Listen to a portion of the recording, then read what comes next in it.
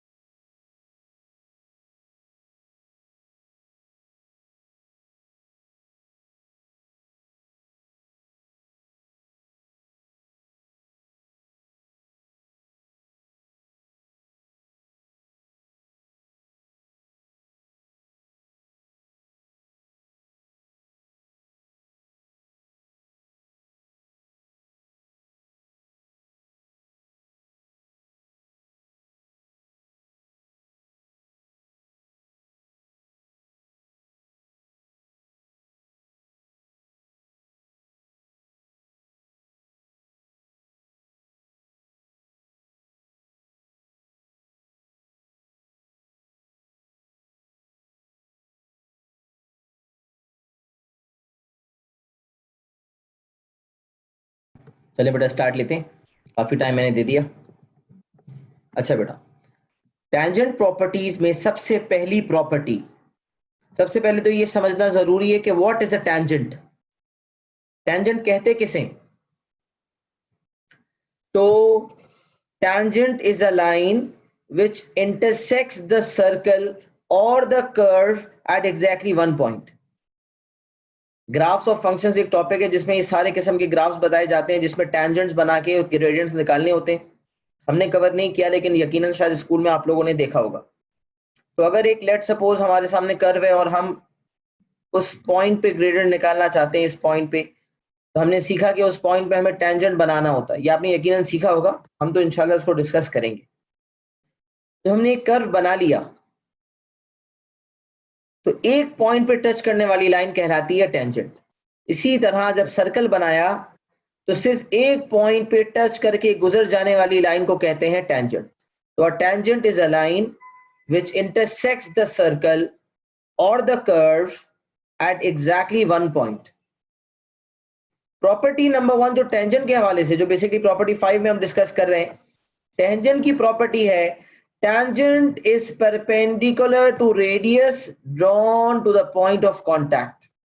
अब एक बात हम जानते हैं कि सेंटर से लेकर सर्कमफ्रेंस तक रेडियस होता है। अब रेडियस तो बहुत सारे बन सकते हैं, यहां से यहां तक बन सकता है, यहां से यहां तक बन सकता है, लेकिन किस वाले रेडियस की बात हो रही है? वो रेडियस जो टेंजेंसी वाले पॉइंट पे, द पॉइंट ऑफ टेंजेंसी, जैसे एक टेंजेंट है जो सर्कल को पॉइंट ए पे टच कर रहा है, तो हम कहेंगे टेंजेंट एट ए। तो ओरिजिन से लेकर, सेंटर से लेकर ए वाले पॉइंट तक जब मैं लाइन ज्वाइन करूंगा, तो क्योंकि ए सर्कमफ्रेंस पे लाई करता है, तो O A will be the radius. ये जो ओ ए बनाया मैंने, दिस वाला radius will be perpendicular to the tangent. तमाम रेडियस की बात नहीं हो रही। तो प्रॉपर्टी है tangent is perpendicular to radius drawn to the point of contact. Tangent is perpendicular to radius drawn to the point of contact. तो यहां पर हम देख सकते हैं ओ ए हमारा रेडियस है, ए बी हमारा टेंजेंट है, तो हम कहेंगे O A is perpendicular to A B. तो जब भी आप सवाल में टेंजेंट बने हुए देखेंगे, ये प्रॉपर्टी आप देखेंगे कि लग रही होगी, 90 डिग्री का एंगल जो है वो फॉर्म हो रहा होगा रेडियस का और टेंजेंट का। प्रॉपर्टी नंबर 5 क्लियर, कोई मसला इसमें होना नहीं चाहिए। Property number 6, tangents from an external point are equal. ये प्रॉपर्टी 1, प्रॉपर्टी 2, प्रॉपर्टी 3 जो मैंने लिखा है, ये टेंजेंट के हवाले से लिखा है। वैसे ऑफिशियली प्रॉपर्टी 5, 6 और 7 करेंगे कवर। प्रॉपर्टी नंबर 6 है tangents from an external point are equal. इस पॉइंट को जरा मैं थोड़ा सा एलैबोरेट करता हूं। मैंने एक सर्कल बनाया, मैंने एक पॉइंट मार्क किया, इस पॉइंट पी से मैंने सर्कल की तरफ एक टेंजेंट भेजा, मैंने सर्कल की तरफ दूसरा टेंजेंट भेजा।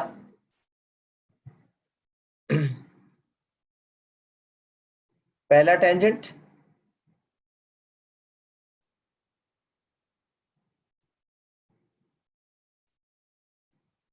और दूसरा टेंजेंट। मैंने सर्कल की तरफ दो टेंजेंट्स भेजे।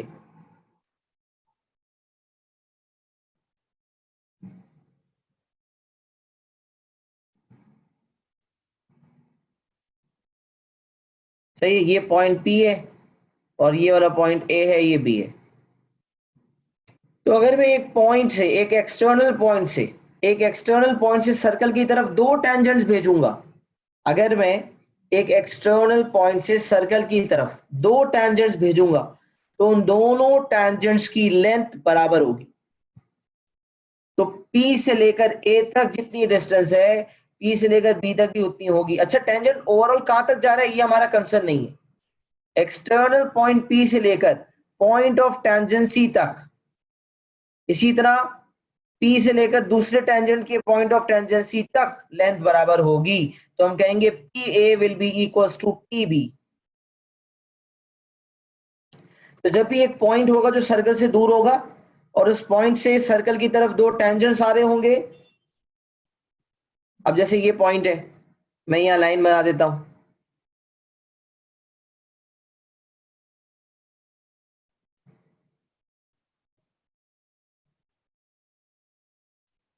एक मिनट,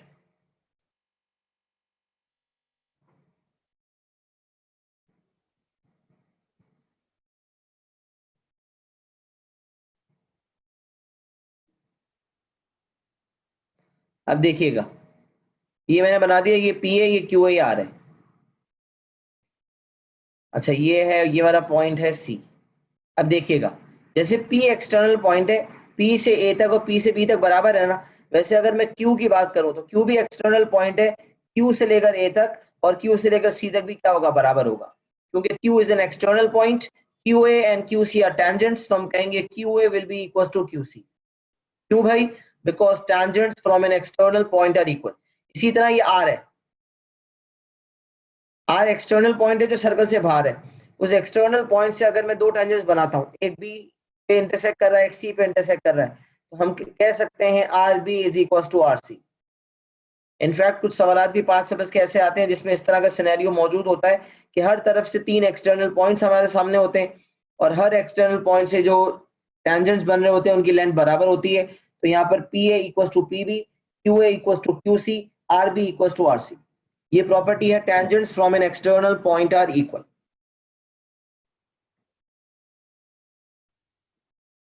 सही है। अच्छा ये भी सिमेट्रिकल प्रॉपर्टी कहलाती है क्योंकि यहाँ पर एंगल का कोई जिक्र नहीं है, या इक्वालिटी की बात है। जैसे मैंने सिमेट्रिकल प्रॉपर्टीज करवाई थी, तो अब हम अलग अलग कैटेगराइज नहीं कर रहे, हम समझ ले जनरली एक चीज कर रहे हैं। सिमेट्रिकल प्रॉपर्टीज दो जो शुरू में मैंने की थी, उसके बाद 7 और करवा रहा हूँ, लेकिन दरअसल ये 6 वाली भी कहलाती सिमेट्रिकल प्रॉपर्टी ही है। लेकिन जाहिर सी बात है, एक टॉपिक ये एक है और एक साथ ही टेस्ट होता है, तो हम साथ ही कवर कर रहे हैं। अच्छा ये हमारी प्रॉपर्टी नंबर 6 हो गई मुकम्मल। प्रॉपर्टी नंबर 7, तो सबसे पहले हमने काम ये किया कि प्रॉपर्टी नंबर 7 समझने के लिए प्रॉपर्टी नंबर 5 और 6 वापस कनेक्ट होती हैं। मैंने एक एक्सटर्नल पॉइंट P बनाया और एक्सटर्नल पॉइंट P से मैंने एक टेंजेंट बनाया PA और मैंने दूसरा टेंजेंट बनाया PB। एक टेंजेंट है PA और एक टेंजेंट है PB, दो टेंजेंट्स हैं। PA वाला जो टेंजेंट है उसका पॉइंट ऑफ टेंजेंसी है A, तो जब मैंने O से लेकर A तक रेडियस बनाया तो परपेंडिकुलर हो गया रेडियस टेंजेंट से। PB वाला जो टेंजेंट है उसका पॉइंट ऑफ टेंजेंसी है B, जब मैंने O से लेकर B तक रेडियस बनाया तो वो O से लेकर B तक वाला जो रेडियस है वो PB से परपेंडिकुलर हो गया। तो टेंजेंट परपेंडिकुलर टू रेडियस वाली प्रॉपर्टी यहाँ अप्लाई हुई। अगर आप देखें तो PA इक्वल टू PB है और OA और OB बराबर है क्योंकि दोनों रेडियस हैं और टेंजेंट और रेडियस आपस में परपेंडिकुलर होते हैं। प्रॉपर्टी 5 और 6 को यहां तक हमने मर्ज कर दिया। अब मैंने O से लेकर P तक लाइन ज्वाइन कर दी, O से लेकर P तक लाइन ज्वाइन कर दी। तो अब हुआ क्या, आप देखिएगा, यहां पर बड़ी इंपॉर्टेंट बातें बतानी है, बहुत गौर से अटेंशन रखिएगा सब अपनी। OA बराबर है OB के, AP बराबर है BP के और OP कॉमन है। तो यहां पर हम एक बात कर सकते हैं कि triangle AOP is congruent to triangle BOP। कैसे भाई साबित करें? चलिए साबित करते हैं। AO ऑर्डर फॉलो करें, AO इक्वल्स टू BO। क्यों बराबर है दोनों? They are radii of the circle. Radius का प्लूरल रेडाई होता है, तो रेडाई ऑफ सर्कल, दोनों रेडियस हैं, रेडियस लिख दें। फिर OP is equal to OP, ये क्यों बराबर है? Common line. और फिर लास्ट है AP equal to BP, AP is equal to BP, ये क्यों बराबर है? Property reference, tangents from an external point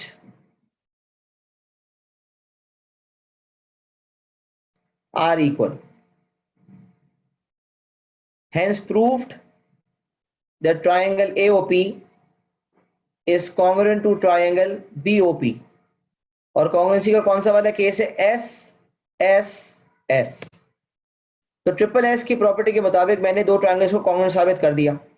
अच्छा साबित करने के लिए मैंने 3 साइड्स का इस्तेमाल किया, लेकिन हमने पहले भी डिस्कस किया कि एक दफा साबित हो जाए तो बाकी 3 पेयर्स ऑफ मेजरमेंट भी बराबर हो जाती हैं।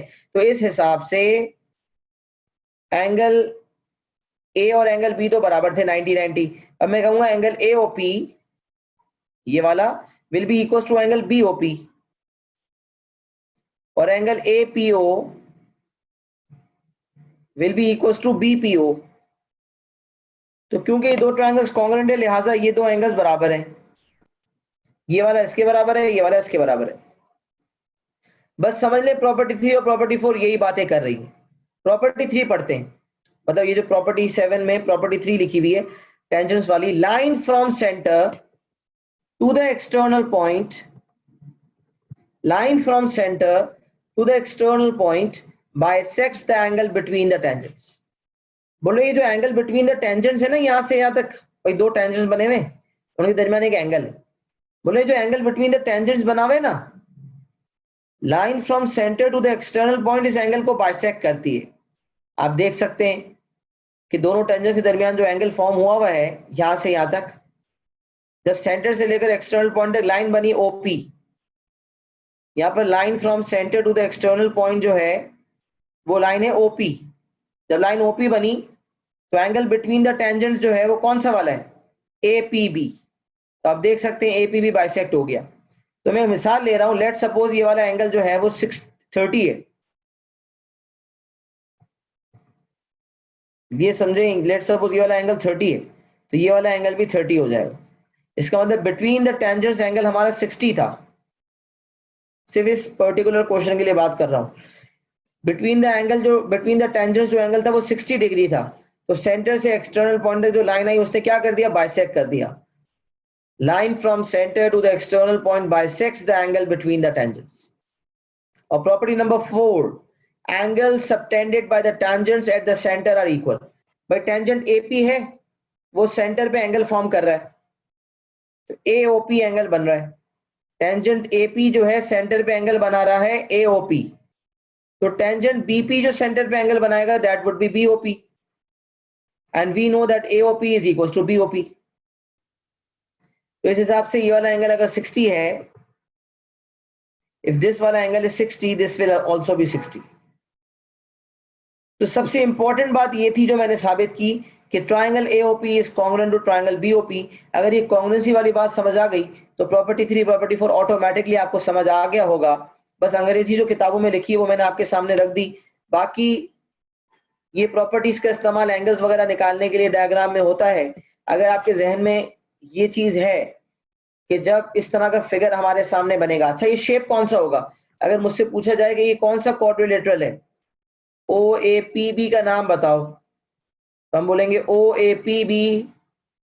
कौन सा शेप है ओ ए पी बी, बताएगा कोई?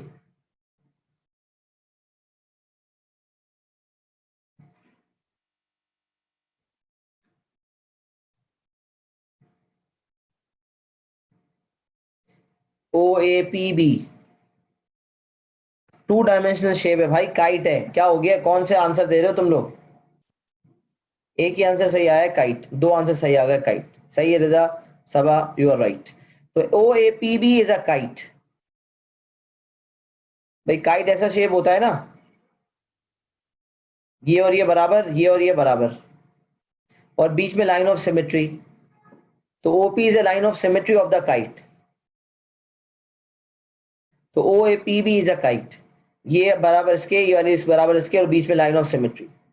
लाइन ऑफ सिमेट्री का कॉन्सेप्ट भी हम पढ़ चुके हैं, सही है। तो ये ओ ए पी बी का नाम अगर कभी पूछा जाएगा तो आपके जहन में होना चाहिए कि दिस इज अ काइट। तो कॉन्ग्रुएंसी साबित कर ली, कॉन्सेप्ट समझ लिया। क्या सबको ये सारी प्रॉपर्टी समझ आ गई हैं? तीनों प्रॉपर्टीज आपके सामने कर देता हूं ताकि आप लोग को अगर स्क्रीनशॉट लेना हो तो आप ले सकें।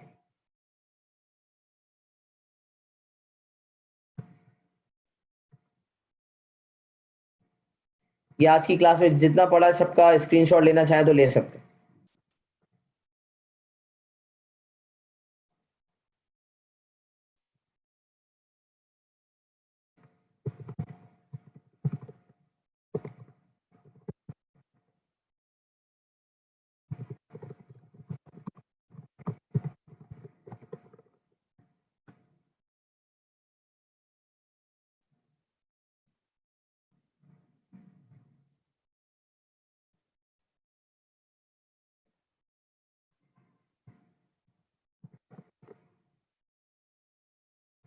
अच्छा, प्रॉपर्टी 3 की फरमाइश आ रही है कि इसको एक दफा समझा दें। देखिए प्रॉपर्टी 3 जो है ना वो है line from centre to the external point bisects the angle between the tangents. देखें इसको मैं एलैबोरेट कर देता हूं।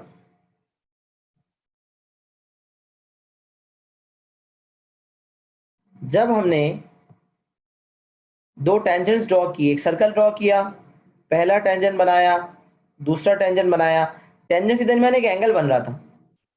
लेट सपोज टेंजेंट के दरमियान जो एंगल है वो 60 है। तो जब मैं सेंटर से लेकर टेंजेंट एक्सटर्नल पॉइंट तक लाइन बनाऊंगा ना,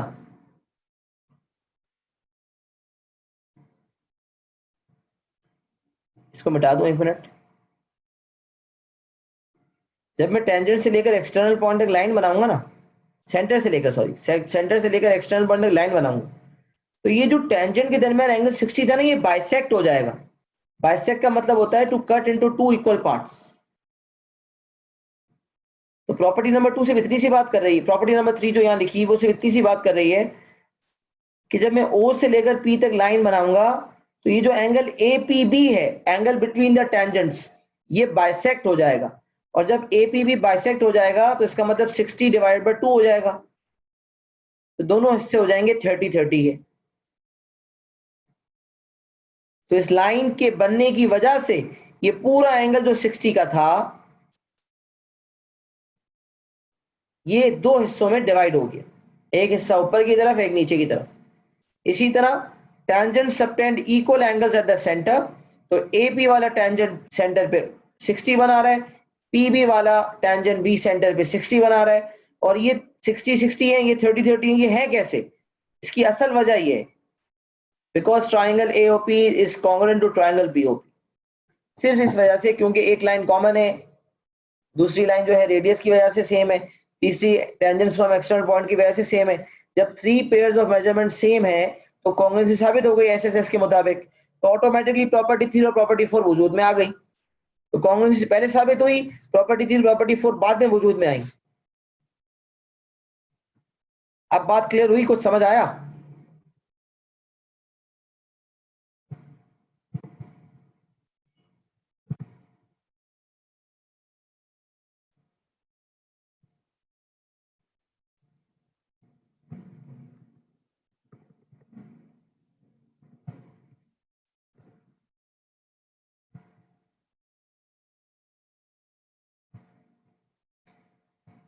अच्छा बेटा, चलें अब हम जो है वो आते हैं पास पेपर्स की जानिब। और पास पेपर्स करने के लिए टिप मैं पहले भी दे चुका हूं, इसमें मैंने यहाँ वाज़े तौर पे लिखी हुई है। और टिप आप देख सकते हैं, टिप क्या है? Tip number 1, keep adding information to the diagram while reading the question. Tip number 1, सवाल पढ़ते जाएं, डायग्राम में इंफॉर्मेशन को ऐड करते जाएं। Tip number 2, add your answers to certain parts of the question in the given diagram। Part A का answer आ गया, उसको डायग्राम का हिस्सा बना दें।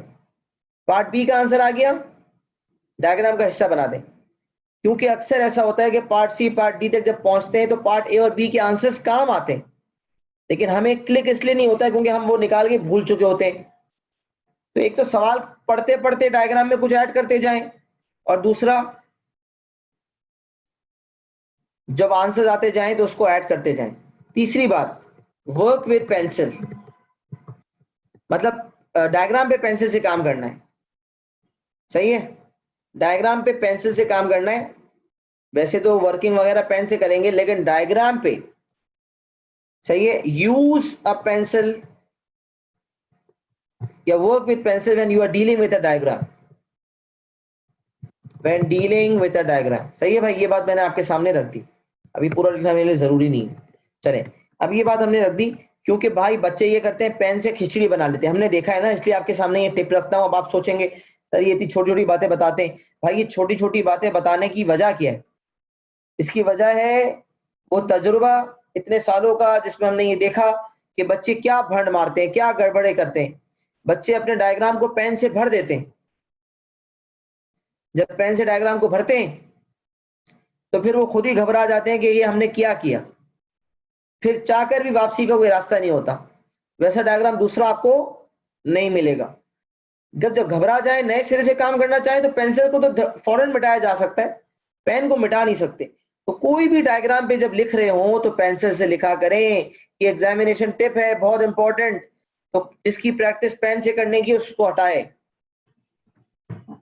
बाकी वर्किंग पेंसिल से करनी है। कुछ बच्चे पूरा पेपर पेंसिल से करते हैं, फिर उसको पेन आउट करते हैं एंड में, इतना वक्त लगता है। भाई जहाँ श्योरिटी है वहां पेन इस्तेमाल करो, जहाँ डाउट है वहां पेंसिल से पहले कर लो, श्योरिटी आ जाए तो पेन आउट कर दो। पूरा पेपर पेंसिल से करना, एंड में पेन आउट का टेंशन लेकर चलना, ये कौन सी इंसानियत है, ये कौन सा जो है वो अक्लमंदी का सबूत दे रहे हैं आप लोग। तो इस चीज का ख्याल रखना है। तो ये टिप हो चुकी। टिप के साथ स्टार्ट लेते हैं क्वेश्चन नंबर 1। अच्छा, अब हम अगर प्रॉपर्टीज का निचोड़ देखें तो अपने तो क्या क्या सीखा। सिमेट्रिकल प्रॉपर्टीज 2 सीखी कि कॉर्ड का जो परपेंडिकुलर बाइसेक्टर होता है वो सेंटर से गुजरता है। 2 कॉर्ड्स अगर उनकी लेंथ बराबर है तो सेंटर से उनकी डिस्टेंस बराबर होगी। फिर हमने एंगल प्रॉपर्टीज देखी, angle at centre twice the angle at circumference. फिर हमने देखा right angle in a semicircle, जब एक डायमीटर लॉन्गेस्ट कॉर्ड सर्कमफ्रेंस पे एंगल बनाता है 90 होता है। फिर हमने देखा angles in the same segment are equal. अगर एक कॉर्ड है वो किसी सेगमेंट में एंगल बनाता है, उसी सेगमेंट में मजीद वही कॉर्ड एंगल बनाएगा, तो वो तमाम एंगल्स क्या होंगे भाई, बराबर होंगे। और हमने कहा ये प्रॉपर्टी 90% सवालात में लगती है। फिर हमने सीखा साइक्लिक क्वाड्रिलेटरल क्या होता है। Cyclic quadrilateral is a quadrilateral whose all 4 vertices lie on the circumference of a circle. और opposite angles of a cyclic quadrilateral are supplementary, उनका सम मिला के 180 होता है। फिर टेंजेंट की प्रॉपर्टी आज पढ़ी, tangent perpendicular to radius, tangent from an external point are equal. और फिर वो जो 2 ट्रायंगल्स को कॉन्ग्रुएंट साबित करके जो हमने एंगल साबित किए सेम, वो वाली प्रॉपर्टी जो आखिरी हमने पढ़ी। अच्छा, अब सबसे इंपॉर्टेंट ये कि बच्चे को ये समझ आ रहा हो कि कौन सी प्रॉपर्टी किस सवाल में लगानी है। तो अब शॉर्ट लिस्टिंग का क्राइटेरिया सुने, सवाल पढ़ते हैं फिर बताता हूं। In the diagram A B C D E lie on the circumference of a circle. आपने फौरन से कहा कि यहाँ 4 पॉइंट सर्कमफ्रेंस पे लाई नहीं कर रहे, 5 लाई कर रहे हैं। याद रखें, जब 4 पॉइंट सर्कमफ्रेंस पे लाई कर रहे हों तो एक साइक्लिक क्वाड्रिलेटरल बनता है, लेकिन अगर 4 से ज्यादा पॉइंट सर्कमफ्रेंस पे हों तो साइक्लिक क्वाड्रिलेटरल एक से ज्यादा बन सकते हैं। तो अब मैं अगर आपको इस डायग्राम में समझाऊं कि भाई कौन कौन से साइक्लिक क्वाड्रिलेटरल्स बन सकते हैं, तो आप अगर नाम बताना शुरू करें तो पहला नाम क्या होगा, ए बी सी ई। ऑर्डर आप कोई भी कह लें, ई ए बी सी कह लें, कुछ भी कह सकते हैं। पहला ए बी सी ई नजर आ रहा है। फिर हमें एक नजर आ रहा है B C D E, B C D E नजर आ रहा है। और हमें कौन सा नजर आ रहा है, ए सी डी ई नजर आ रहा है।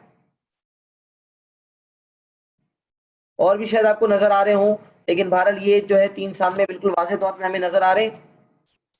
अच्छा, इसमें अगर हम देखें ना तो ए बी सी ई में ए और सी का सम मिला के 180, बी और ई का सम मिला के 180, बी सी डी ई में डी और डी का सम मिला के 180, सी और ई का सम मिला के 180। और same goes for A C D E. तो साइक्लिक कोऑर्डिनेटर्स एक से ज्यादा बनेंगे। साइक्लिक कोऑर्डिनेटर की प्रॉपर्टी इस सवाल में लग सकती है। तो हमने साइड पे कहीं नोट डाउन कर लिया कि भाई यहाँ पर साइक्लिक कोऑर्डिनेटर वाली प्रॉपर्टी लग सकती है। अच्छा, सेंटर वाली प्रॉपर्टीज 2 थी। डायमीटर सर्कमफ्रेंस पे 90 बनाता है, डायमीटर सेंटर से गुजरता है। और angle at centre twice the angle at circumference, क्या वो यहां लगेंगी? नहीं लगेंगी भाई, नहीं लगेंगी, क्योंकि यहां सेंटर का कोई वजूद ही नहीं है।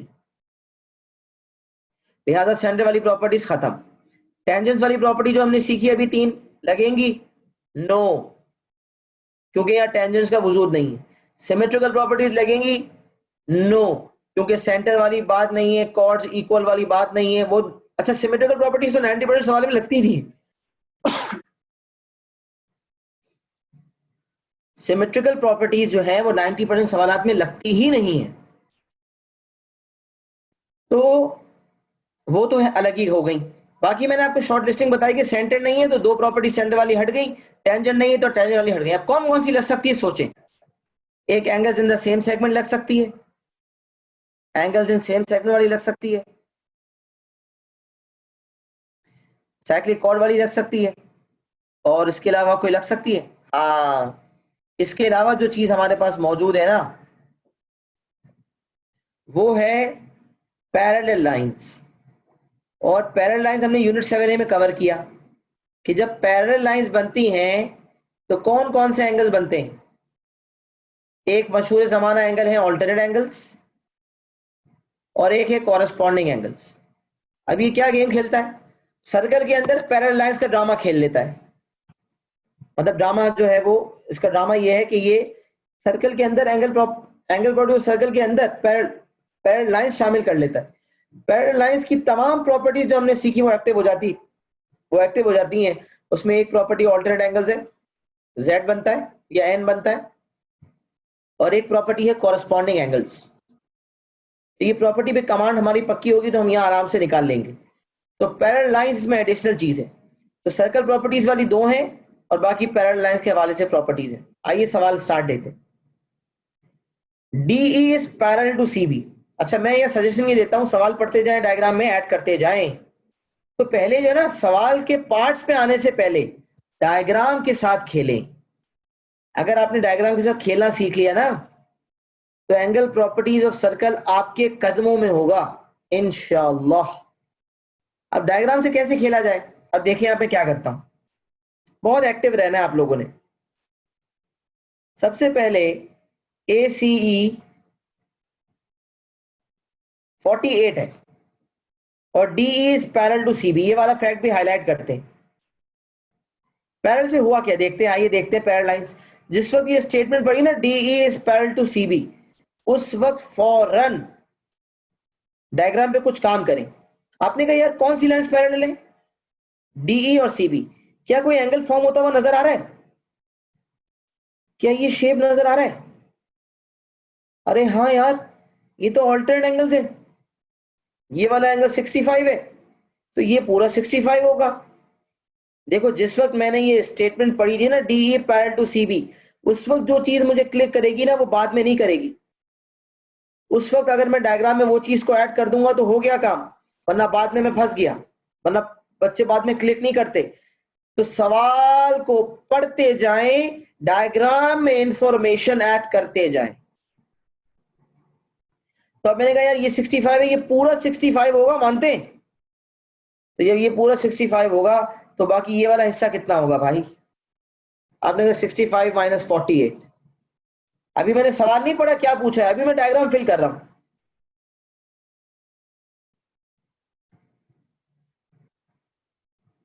तो ये 17 डिग्री का एंगल है, सही है। अच्छा अब देखें, तो आपने जो है पैरेलल लाइंस की प्रॉपर्टी लगा दी, आपको तसल्ली हो गई यार पैरेलल लाइंस की प्रॉपर्टी लग गई, ऑल्टरनेट वाली लग गई, ये कॉरेस्पॉन्डिंग अभी समझ नहीं आ रही। तो आपने कहा यार जो चीज एग्जामिनर देता है उसका कुछ मकसद होता है। तो पैरेलल लाइंस जो है वो दी थी, वो हमने कर लिया। अब ले देखते हैं angle in the same segment लग रही है कोई। आइए देखते हैं angle in the same segment लगाने का तरीका सुने। कोई भी एंगल जो आपको करंट सर्कमस्टेंसेस में नजर आ रहा है, उसका सोर्स कॉर्ड डिटरमिन करें कि वो आ कहां से रहा है, उसकी जड़ें क्या है। अब मैं आपसे सवाल पूछता हूं, ये जो एंगल 17 है, ये किस कॉर्ड से आ रहा है? ये जो एंगल सी बन रहा है, एंगल 17 जो बन रहा है, इसका सोर्स कॉर्ड क्या है, ये किस कॉर्ड से आ रहा है? सी पे जो एंगल बन रहा है वो किस कॉर्ड से आ रहा है? वेरी गुड, ये आ रहा है ए बी से। ये आ रहा है ए बी से। इसका मतलब ए बी कॉर्ड है जो सरकमफ्रेंस पे 17 का एंगल बना रहा है। क्या ये ए बी वाला कॉर्ड कहीं और भी एंगल बना रहा है?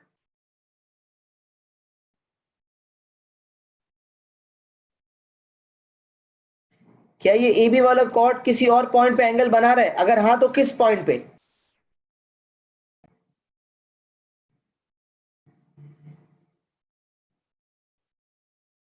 वेरी गुड दोहा, पॉइंट ई। पॉइंट ई पे बना रहा है। तो हम कह रहे हैं कि हमारे पास यहां पर ए सी बी 17 है।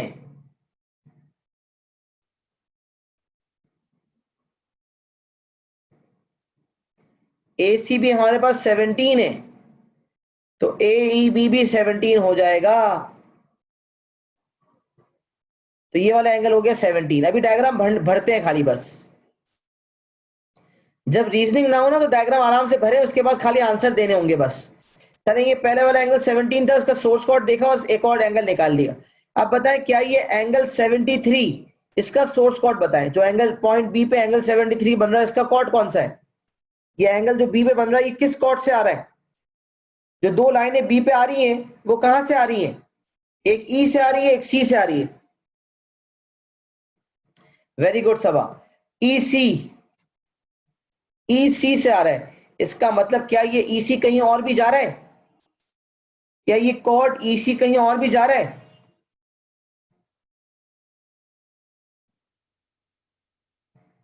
ई ए सी 73 होगा। Very good.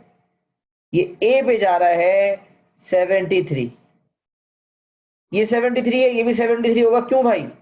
Angles in the same segment की वजह से। अच्छा, बाकी 48 का एंगल बन रहा है 48। क्या ये एंगल 48 का सोर्स कोड बता सकते हैं? जो सी पे एंगल 48 बन रहा है उसका सोर्स कोड क्या है? A B. देखें, ये सी पे जो एंगल आ रहा है वो कहां से आ रहा है? ये सी पे जो एंगल आ रहा है ये कहां से आ रहा है? सी पे एक लाइन आ रही है ई से, एक लाइन आ रही है ए से। तो सी का सोर्स कोड है ए ई। क्या ये ए ई कहीं और एंगल बना रहा है? हाँ, बी पे। जिस तरह ई ए सी पे एंगल बना रहा है 48, इसी तरह ई ए जब बी पे जाएगा तो कितना एंगल बनाएगा भाई? 48 का एंगल बनाएगा।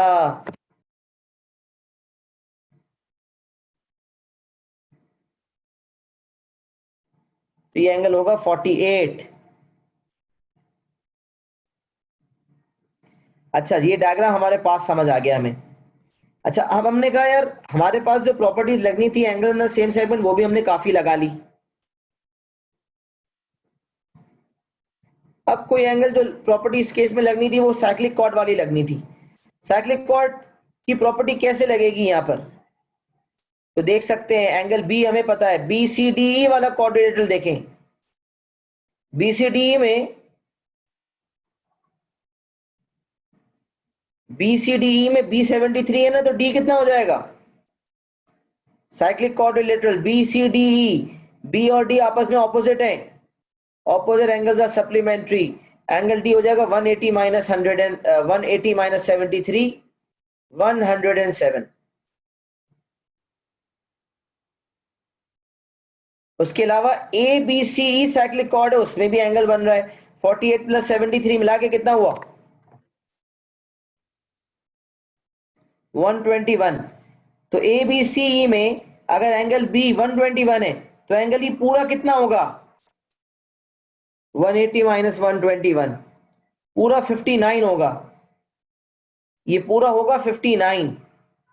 59 का एक हिस्सा 17 पता है, दूसरा हिस्सा क्या होगा? 42। तो देखिए कितने सारे एंगल हमें पता चल रहे हैं। ई और डी पता चल गए, सी पता चल जाएगा, ई और सी पता चल गए, ये वाला एंगल पता चल जाएगा। तकरीबन सारे एंगल हमें पता चल गए। अब जरा सवाल देखें तो आप इंशाल्लाह तकरीबन सवाल कर चुके हैं।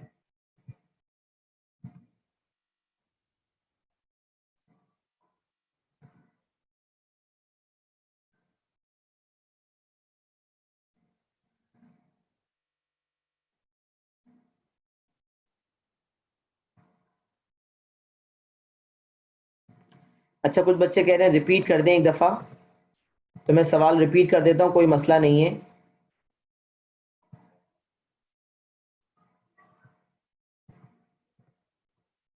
मैं एक दफा इसको मिटा रहा हूं। चले, इतनी मेहनत जो की थी वो दोबारा मिटा देता हूं और बोलें। चले अब देखें, 73 वाला एंगल हमें पता है। 73 वाले एंगल की वजह से ये वाला एंगल 73 होगा। Angle in the same segment की वजह से देखें, ईसी एक कॉर्ड है, ये ईसी कॉर्ड एंगल बना रहे बी पे। तो ईबीसी वाला एंगल कितना है? ईबीसी 73 है। जब ईबीसी वाला एंगल 73 है तो इसका कॉड क्या है? ईसी कॉड है, लिख रहा हूं मैं, कॉड ईसी।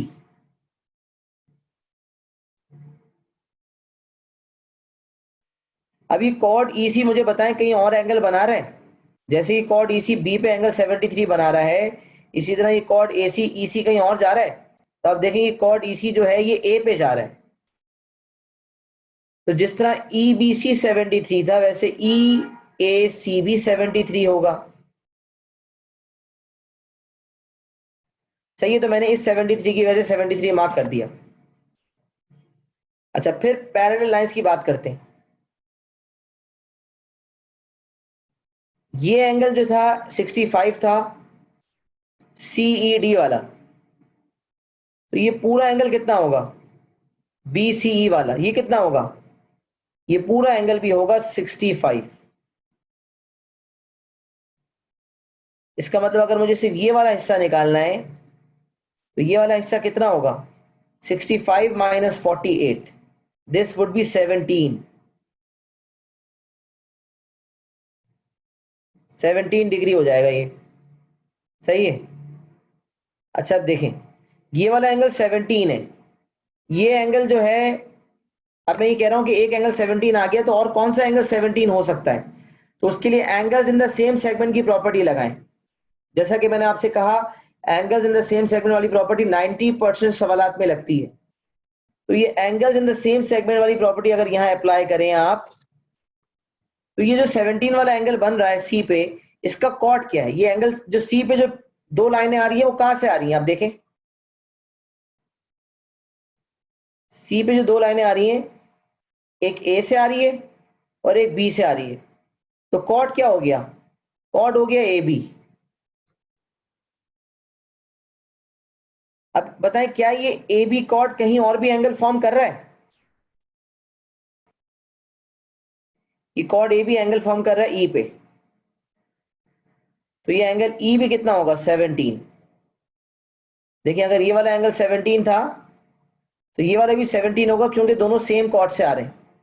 भाई ए बी एक कॉर्ड है, तो ए बी के ऊपर वाला हिस्सा जो है माइनर सेगमेंट है और ए बी के नीचे वाला तमाम हिस्सा मेजर सेगमेंट है। तो ए बी ने जब मेजर सेगमेंट में एंगल बनाया 17, तो जब वो दोबारा एंगल बनाएगा तो वो 17 ही बनेगा।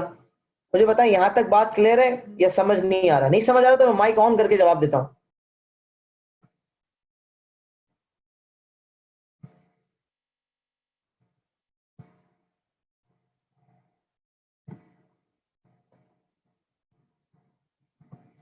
हाँ बिल्कुल, बीईसी 48, बीईसी 48।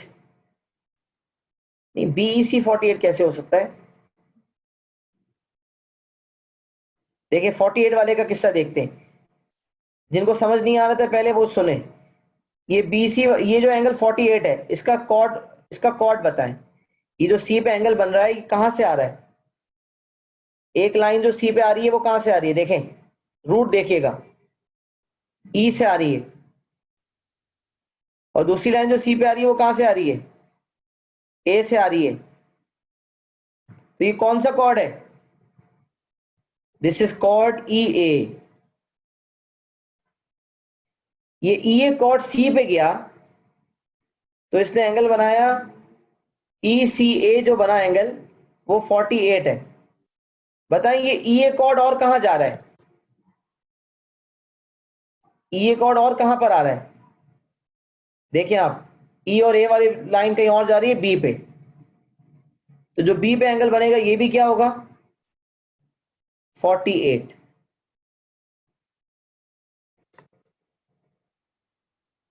देखिए, अब तक मैंने angle in the same segment और पैरेलल लाइंस वाली प्रॉपर्टी लगाई है। साइक्लिक कॉर्ड छोड़ दें, वो बाद में लगाएंगे। अभी बताएं, यहां तक सिनेरियो सबको क्लियर है या किसी को डाउट बाकी है अभी?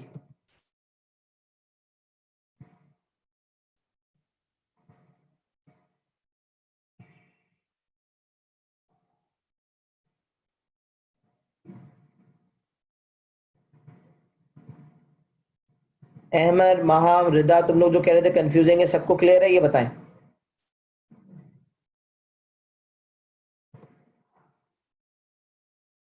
ए बी ई 48 कैसे?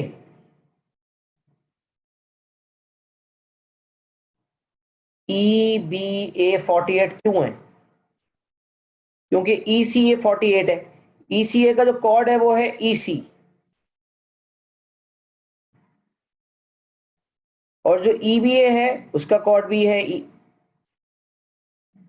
EBA। एक मिनट, ECA ना, ECA और EBA, हाँ सही है, कॉर्ड EC लिख दिया मैंने गलती से, ये है कॉर्ड EA। और यहां भी अगर देखें तो कॉर्ड EA, तो ECA का कॉर्ड है EA, EBA का कॉर्ड भी है EA। तो कॉर्ड EA कहाँ का एंगल बना रहा है? एक बना रहा है एंगल C पे और बना रहा है B पे, दोनों सेम सेगमेंट है। देखें EA जो कॉर्ड है, इसके नीचे वाला जो सेगमेंट है ये माइनर सेगमेंट है, और EA के ऊपर तमाम जो पॉइंट्स हैं, वो जितने भी एंगल्स बन रहे हैं वो मेजर सेगमेंट में बन रहे हैं। तो EA मेजर सेगमेंट में पॉइंट C पे एंगल बना रहा है 48। इसी तरह EA मेजर सेगमेंट में B पे एंगल बनाएगा तो कितना बनाएगा? 48। तो आप देख सकते हैं ECA और EBA में EA कॉमन है, इसका मतलब जो कॉमन है वो कहलाता है कॉर्ड। तो कॉर्ड EA दोनों सेम कॉर्ड से आए, दोनों सेम सेगमेंट में है, लिहाजा angle in the same segment वाली प्रॉपर्टी लगेगी। दोहा मुझे बताओ, ये बात क्लियर हो गई?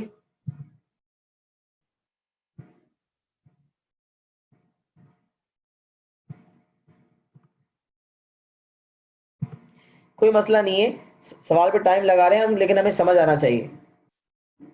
अच्छा, अब यहां तक जिसको भी कंफ्यूजन थी वो क्लियर हो गई? अच्छा, स्टूडेंट हमजा का हाथ उठाया है, देखते हैं इसको डील करते हैं। सर मुझे एक हाँ बात बताओ। बताएं, ऐसी भी कोई प्रॉपर्टी थी ना, ऐसी भी आपने कोई प्रॉपर्टी बताई थी कि जो पूरे सर्कल के सर्कमफेरेंस पे लाइट कर रहे हैं, चार पॉइंट पे टच कर रहे हैं तो वे क्वाड्रिलेटरल बना रहे हैं और उसके ऑपोजिट एंगल सेम बनेंगे। सेम नहीं बनेंगे, ऑपोजिट एंगल सप्लीमेंट्री बनेंगे, उनका सम मिला के 180 होगा। साइक्लिक क्वाड्रिलेटरल, अच्छा, ये पिछली क्लास में कवर की थी सही हमने। है, सही है। जैसे अब ये क्वाड्रिलेटरल है ABCE में, ABCE सही है, ABC है तो हमें C पता है, तो इस हिसाब से हम A भी निकाल सकते हैं।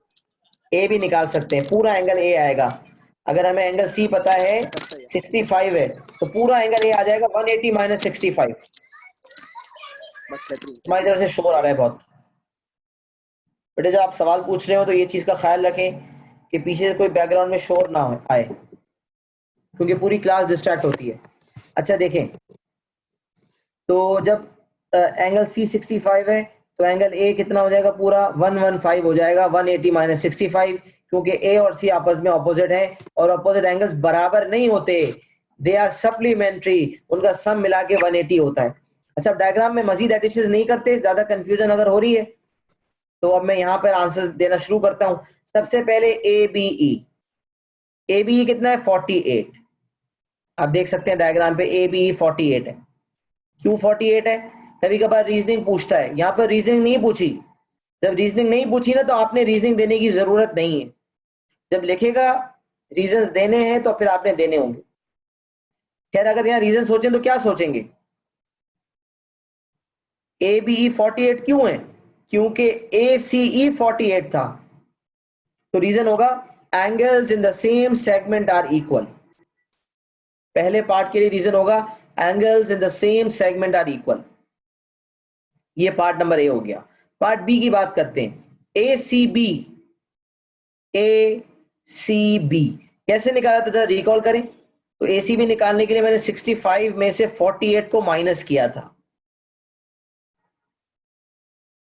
ऑल्टरनेट एंगल्स होने की वजह से, तो आंसर आ गया था 17 डिग्री। 65 की वाला एंगल कैसे बना था? ऑल्टरनेट एंगल्स होने की वजह से बना था। फिर आ गया बीई सी। अब बीई सी वाला एंगल निकालना है। देखिए, अगर आप देखें तो बीई सी ट्राइंगल बन रहा है, ट्राइंगल बीई सी फॉर्म हो रहा है।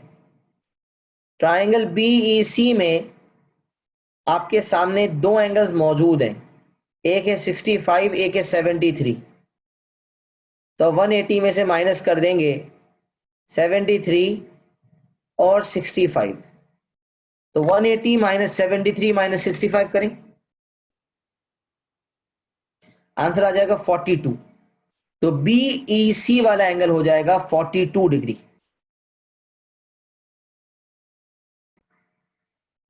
तो ये पार्ट बी भी हमने कर लिया, पार्ट सी भी कर लिया।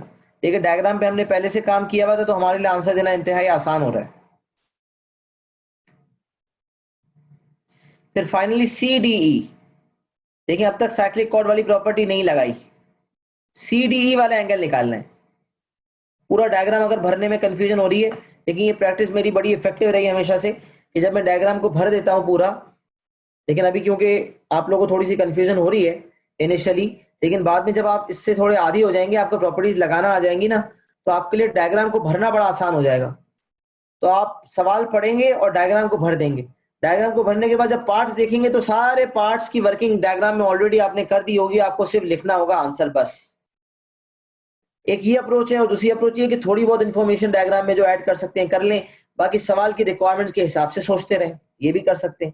लेकिन जितना डाटा सवाल में मौजूद है, जैसे उसने पैरेलल की बात की थी, जिस वक्त पैरेलल का स्टेटमेंट पढ़ी उसी वक्त आपने जो है 17 वाला एंगल निकालना चाहिए था, वरना आपको बाद में समझ नहीं आता। तो हम क्या करें, CDE निकालना है। सोचें CDE कैसे निकलेगा, पता है कौन सा साइक्लिक क्वाड्रिलेटरल है जिसको कंसिडर किया जाएगा, तो CDE आएगा। तो आप देखें साइक्लिक क्वाड्रिलेटरल है, साइक्लिक क्वाड्रिलेटरल BCDE। देखिए क्वाड्रिलेटरल BCDE में ऑपोजिट एंगल्स जो हैं वो एक एंगल B है, B के ऑपोजिट है एंगल D। हमसे पूछा जा रहा है एंगल D, और एंगल B मुझे पता है कितना है एंगल B, 73। तो अगर मैं एंगल D निकालना चाहता हूं तो कैसे निकालूंगा भाई, opposite angles of a cyclic quadrilateral are supplementary, मैं करूंगा 180 माइनस 73,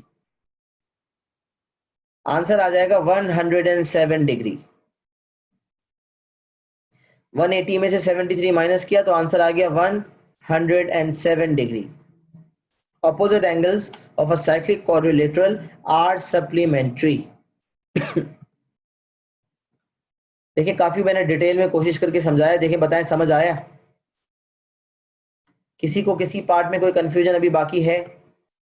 देखिए प्राइवेट मैसेज में ना लिखें, जनरल लिखें ताकि मैं जनरल देख सकूं। कुछ बच्चे प्राइवेट मैसेज करते हैं, सबके लिए मसला होता है।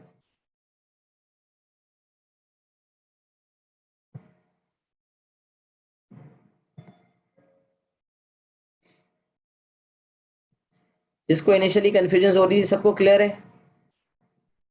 अगले सवाल की तरफ बढ़ने की इजाजत देते हैं?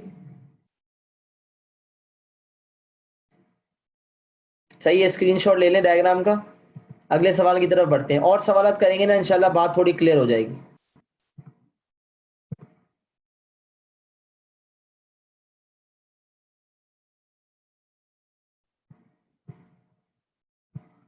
चलिए क्वेश्चन नंबर 2 की जाने बढ़ते हैं। इन the diagram AC is a diameter of the circle. अभी आपसे मैंने कहा सवाल पढ़ते जाएं और डायग्राम में मार्किंग करते जाएं। क्या डायमीटर से रिलेटेड कोई प्रॉपर्टी हमने पढ़ी है? Diameter is the longest chord. When the longest chord subtends an angle at the circumference, the angle is equals to 90 degree. अब AC chord है, जब circumference पे एंगल बनाएगा तो कितना बनेगा, 90। तो बताइए AC chord जो AC डायमीटर है वो कहाँ का एंगल बना रहा है, ये AC chord कहाँ कहाँ एंगल बना रहा है? पार्टिसिपेशन एक्टिवली रखें, क्योंकि मैं एक साथ ज्यादा कुछ बोलता हूं तो आप लोगों को समझ नहीं आता। तो अब आपको जो है मैं टाइम दे रहा हूं, सोचें आप ये जो AC है ये कहाँ का एंगल फॉर्म कर रहा है? वेरी गुड मुताहर, एक B पे फॉर्म कर रहा है, एक D पे फॉर्म कर रहा है। तो ये AC जब B पे गया तो कितना एंगल बनाया, 90। यही AC जब D पे एंगल फॉर्म किया तो कितना बनाया, 90। अब देखें इस पॉइंट पे डायमीटर वाली लाइन जब आपने पढ़ी, इस पॉइंट पे आप इसको या तो हाईलाइट कर दें, या जैसे ही आपने ये बात पढ़ी फौरन आपको ये बात समझ जानी चाहिए कि डायमीटर सरकमफ्रेंस पे 90 का एंगल बनाता है। सवाल आपने पढ़ा और डायग्राम में आपने 90 मार्क कर दिया। अच्छा जैसे ये 90 है, ए बी सी एक स्ट्रेट लाइन है, देखिए इसने बताया, ये क्यों बताता है स्ट्रेट लाइन ई बी ए, ये ई बी ए बोल रहा है स्ट्रेट लाइन है, इससे क्या फायदा है, E B A straight line से फायदा ये है कि स्ट्रेट लाइन पे अगर एक एंगल मेरे पास मौजूद हो तो दूसरा एंगल 180 से माइनस करके आ जाता है। तो E B A straight line है, एक एंगल 90 है, दूसरा वाला एंगल भी 90 हो जाएगा। इसी तरह ई सी डी ये भी स्ट्रेट लाइन है, तो अगर मुझे कुछ एंगल का हिस्सा पता चल जाएगा तो बाकी हिस्सा मैं निकाल लूंगा। अच्छा अब तक मैंने सिर्फ 90 मार्क किया और कुछ भी नहीं किया। अच्छा फिर अगर हम एक और चीज यहां पर हाईलाइट करें तो डायमीटर के साथ साथ, एसी इज द डायमीटर के साथ साथ एक और बात बताई हुई, circle A B C D, तो यहां से कुछ पिक होना चाहिए, क्या पिक होना चाहिए, cyclic quadrilateral, cyclic quadrilateral. A B C D cyclic quadrilateral है, तो साइक्लिक क्वाड्रिलेटरल में क्या होता है, ऑपोजिट एंगल सप्लीमेंट्री होते हैं, तो एंगल ए और एंगल सी ऑपोजिट है, एंगल ए और एंगल सी ऑपोजिट है, तो अगर पूरा एंगल सी मुझे निकालना होगा तो क्या मैं निकाल सकता हूं, एंगल ए पूरा मिला के 42 प्लस 31 है, 73 है, एंगल ए पूरा कितना है 73, तो एंगल सी पूरा कितना होगा 180 माइनस 73, 107। पता नहीं निकालना भी है नहीं निकालना, मैं तो बस ऐसे ही निकाल रहा हूं। इसी तरह आप देखें ए बी सी डी में एक एंगल बी है 90 और सामने वाला एंगल जो डी वाला है वो भी 90 है, साइक्लिक कॉर्ड की वजह से, तो 90 प्लस 90 तो 180 होता है, सही है। अच्छा उसके अलावा टेंजेंट इस सवाल में है नहीं तो हमें इस्तेमाल करना नहीं है। अच्छा एंगल बी ए सी 42 डायग्राम में नजर आ रहा है, डी ए सी 31 डायग्राम में नजर आ रहा है। चलिए सवाल शुरू करते हैं, खुद ब खुद कनेक्शन बनना शुरू हो जाएगा। पहला पार्ट बी सी डी,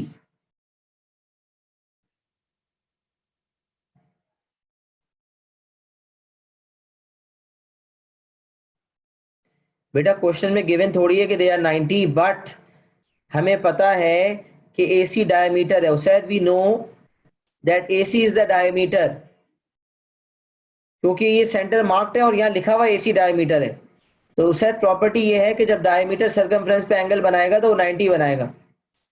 एक तो आप लोग कुछ क्लासेस लेते हैं कुछ नहीं लेते ना, उससे भी एक मसला आता है, सारी प्रॉपर्टीज प्रॉपर रिव्यू करें। AC डायमीटर जब सर्कमफ्रेंस पे एंगल बनाएगा तो वो 90 होगा। अच्छा अब देखें एंगल BCD पूछा गया, एंगल BCD जबरदस्त, देखें एंगल BCD पहले ही मैंने निकाल लिया। एंगल BCD कैसे निकाला हमने, साइक्लिक क्वाड्रिलेटरल की वजह से 180 में से हमने 42 प्लस 31 का सम जो कि 73 बन रहा था माइनस कर दिया तो 107 बन गया। क्यों भाई, क्योंकि ABCD is a cyclic quadrilateral. Reason देना नहीं है यहां पर, मैं आपके कन्वीनियंस के लिए लिख रहा हूं ताकि आपको समझ आए। ABCD is a cyclic quadrilateral. अच्छा फिर आते हैं एंगल ACD की तरफ, एंगल ACD, अरे यार कितनी बड़ी नेमत है, आप देखें एंगल ACD आप आराम से निकाल सकते हैं क्योंकि आपने एंगल D पहले ही मार्क कर लिया था, तो आपने कहा यार ये तो ट्राइंगल ACD बन रहा है, और ट्राइंगल ACD में आपके पास तीन में से दो एंगल्स मौजूद हैं, तो आप 180 में से 90 और 31 माइनस कर देंगे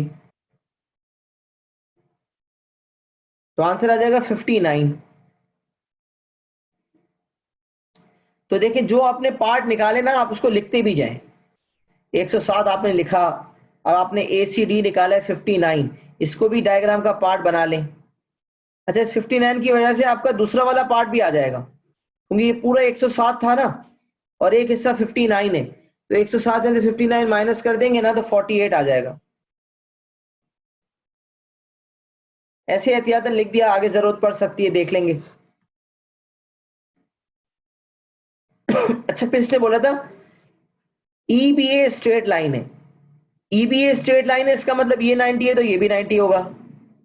इसी तरह एक और स्ट्रेट लाइन का जिक्र हुआ था, ECD। आप देखें, ECD स्ट्रेट लाइन है, ECD स्ट्रेट लाइन है, उसका एक एंगल 107 है। क्या ये दूसरा वाला एंगल में निकालना चाहो तो निकाल सकता हूं? देखिए ये स्ट्रेट लाइन है पूरी, यहां से यहां तक स्ट्रेट लाइन है। स्ट्रेट लाइन का एक हिस्सा 107 है दूसरा हिस्सा क्या हो जाएगा? 180 minus 107 which is 73 degree.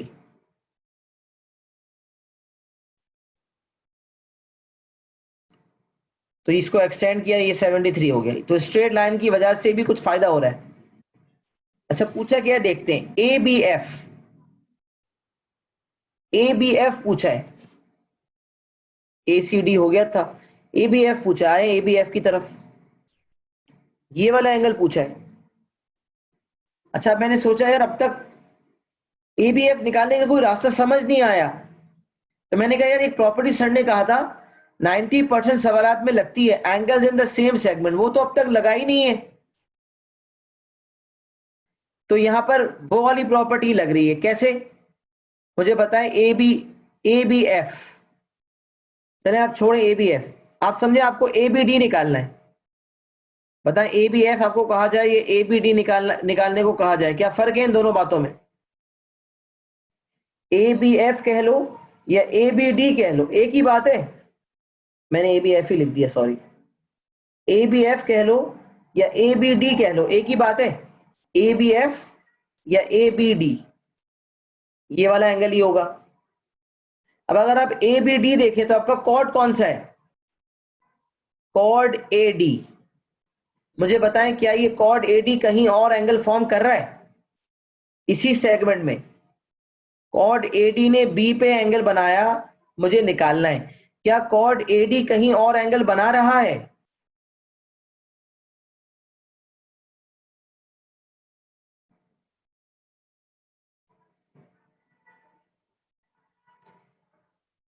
Very good मुताहर, सी पे बना रहा है। ये जो AD कॉर्ड है ये सी पे एंगल बना रहा है 59। तो आप देख सकते हैं कि दिस वाला angle will be equals to ACD, क्योंकि ACD का कॉर्ड भी AD ही है। तो we have to find ABF which is basically ABD, और ABD जिस कॉर्ड से आ रहा है वो कॉर्ड है AD। क्या ये कॉर्ड कहीं और जा रहा है? हमने कहा हाँ, ये कॉर्ड ADC पे जा रहा है। तो कॉर्ड ADC पे एंगल फॉर्म कर रहा है 59, यही कॉर्ड B पे जब आएगा तो 59 ही फॉर्म होगा। तो ABF वाला एंगल होगा 59। क्यों भाई? Angles in the same segment are equal. सिर्फ angles in the same segment भी लिख देंगे तो एग्जामिनर समझ जाएगा, अगर प्रॉपर्टी देनी होगी तो। यहां रीजन नहीं देनी, मैं सिर्फ आपके लिए रीजन दे रहा हूं। पार्ट सी हो गया मुकम्मल। फिर पूछा AFB, AFB ये वाला एंगल पूछा। अब बताएं कितना हलवा है ये सवाल। AFB कितना आसान है जी उस्ताद, कॉर्ड सेम था। AFB कितना आसान है। AFB के लिए ट्रायंगल AFB कंसिडर कर लें। ट्रायंगल AFB के दो एंगल्स हमें पता चल गए हैं, तीसरा निकल जाएगा। 180 माइनस 42 माइनस 59, तो 180 माइनस 42 माइनस 59 करें, आंसर आ जाएगा 79। तो AFB वाला एंगल हो गया 79 डिग्री। AFB वाला एंगल हो गया 79, जो कि हमें देना था, आंसर हो गया 79। ये हमारा पार्ट डी हो गया मुकम्मल। फिर आते हैं AED। AED जबरदस्त। AED के अगर हम ट्राइंगल AED ही कंसिडर कर ले तो कैसा रहेगा? E वाला एंगल चाहिए, तो AED ट्राइंगल कंसिडर कर ले तो क्या ट्राइंगल AED के तमाम एंगल्स मेरे पास मौजूद हैं? हाँ, एंगल ए कितना है? 73। एंगल डी कितना है 90, तो क्या एंगल ई आ सकता है? बिल्कुल आ सकता है। 180 माइनस 90 माइनस 73, तो 90 माइनस 73 है 17 डिग्री। लिहाजा एंगल ई आप मार्क कर लें, दिस वुड बी 17 डिग्री। ये हमने इस सवाल के पांचों पार्ट्स कर लिए। ये सवाल पेपर 2 में था जिसमें कैलकुलेटर अलाउड होता है। मुझे फीडबैक शेयर जरूर करें, क्या आपको ये पूरा सवाल सबको समझ आ गया, या किसी को कोई डाउट है तो भाई पहले तो ये इंश्योर करें कि पीछे कोई आवाज ना आ रही हो, उसके बाद माइक ऑन करके रेज हैंड करके सवाल पूछना चाहते हैं तो कर सकते हैं। यह सवाल आया, सर क्या पार्ट ई में जरूरी था एईडी कंसिडर करना? क्या ट्राइंगल ईबीसी कंसिडर कर सकते थे? बेटा बिल्कुल कर सकते थे। ट्राइंगल ईबीसी अगर कंसिडर करते तो उसमें भी यही सूरत हाल है, एक एंगल 70 एक एंगल 90, तो उसमें भी यही करते 180 माइनस 90 माइनस 73। तो ट्राइंगल एईडी कंसिडर कर लें लास्ट पार्ट के लिए, या ट्राइंगल ईबीसी कंसिडर कर लें, दोनों पॉसिबिलिटीज मौजूद हैं।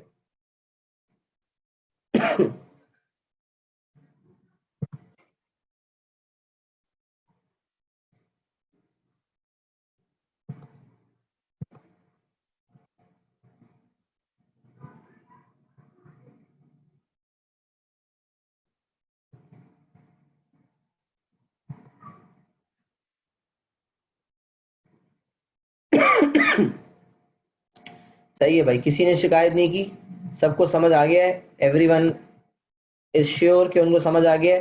तो अब आगे बढ़ते हैं, क्वेश्चन 2 का स्क्रीनशॉट लेना चाहे ले लें, अब तक ले भी लिया होगा। छोटा सा सवाल शायद क्वेश्चन 3 अगर है तो फटाफट कर लेते हैं, 2 मिनट में वाइंड अप करते हैं। छोटा सा सवाल है पेपर 1 का, एक ही एंगल निकालना है। इन the diagram EBD is a straight line, EBD एक स्ट्रेट लाइन है, तो भाई स्ट्रेट लाइन का तो टेंशन ही नहीं है, स्ट्रेट लाइन पे तो एंगल सम 180 होता है। तो अगर एक हिस्सा 112 है तो दूसरा हिस्सा होगा 180 माइनस 112, कितना हो जाएगा 68। और पूछ रहा है ACD, अब बताएं ACD वाला एंगल क्या होगा, और तो कुछ समझ आ नहीं रहा। ACD का सोर्स कॉर्ड क्या है? वेरी गुड, ACD भी 68 होगा, ACD भी 68 होगा। क्यों भाई, क्यों 68 होगा? क्योंकि सोर्स कॉर्ड सेम है, तो ACD will be equals to ABD। आप देख सकते हैं यहां भी सोर्स कॉर्ड AD है और यहां भी AD है, तो AD कॉर्ड जब सर्कमफ्रेंस पे एंगल बनाएगा that would be equal angles in the same segment. अगर प्रॉपर्टी का रेफरेंस देना हुआ तो हम बोलेंगे angles in the same segment are equal, तो ACD is equal to ABD is equal to 68 degree. छोटी सी प्रॉपर्टी लग रही थी, अब तक देखें जितने सवाल किए angles in the same segment वाली प्रॉपर्टी जरूर लगी।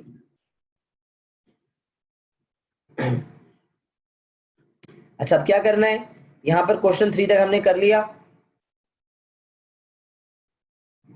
तो जो स्टूडेंट्स हैं जिनके पास ये सवाल पास पेपर्स के नहीं है उनको मैं व्हाट्सएप ग्रुप पे सवाल शेयर कर देता हूं, क्योंकि जो पिक्चर्स हैं जिस स्टूडेंट ने मुझे भेजी थी वो पिक्चर्स मौजूद है मेरे पास व्हाट्सएप पे, तो मैं वहाँ शेयर कर देता हूँ, वो वहां से देख कर करना चाहें तो कर सकते हैं। इंशाल्लाह नेक्स्ट क्लास तक आप लोग कुछ 8-10 सवाल करके लाएं। सर्कल प्रॉपर्टीज के 3 सवाल हमने कर लिए डिस्कस, बाकी काफी सारे सवाल हैं उसको इंशाल्लाह आप कुछ सॉल्व करके लाएं। देखिए कोशिश करें, कुछ मसले मसाइल आएंगे, कुछ दिक्कत परेशानी आएगी तो उसको हम देखेंगे, लेकिन आपने एक टिप फॉलो वही करनी है जो मैंने बताई, सवाल पढ़ते जाएं, डायग्राम में ऐड करते जाएं, प्रॉपर्टी शॉर्टलिस्ट करें, कौन सी प्रॉपर्टी उस डायग्राम के हिसाब से लग रही है। Angles in the same segment तकरीबन हर सवाल में लग रहा होता है, साइक्लिक क्वाड्रिलेटरल वाली प्रॉपर्टी भी लग रही होती है अक्सर, तो ये देखें कि कौन सी कॉमन प्रॉपर्टीज है जो हमेशा लगती हैं और किस सवाल में कौन सी प्रॉपर्टी लगानी है। पैरेलल लाइंस अगर आ जाएगा तो उस प्रॉपर्टीज को भी मर्ज करेंगे। सही है, यहां तक हमने जो बात डिस्कस की वो सबके समझ आ गई।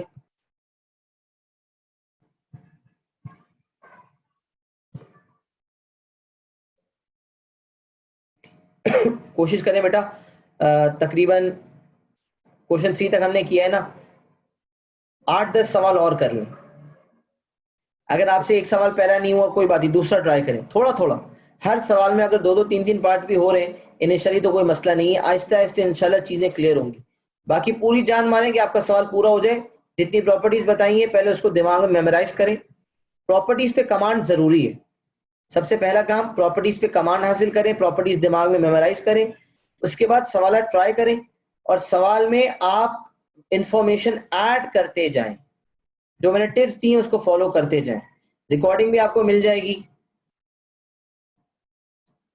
और उस रिकॉर्डिंग के बाद इंशाल्लाह आपको जो है वो काफी चीजें क्लियर हो जाएंगी। सही है, चलिए क्लास इंशाल्लाह यही खत्म करते हैं। आप लोग सवाल अटेम्प्ट करके लाइएगा। मिलते हैं इंशाल्लाह अगली क्लास में, तब तक के लिए अपना बहुत ख्याल रखिएगा। अल्लाह हाफिज।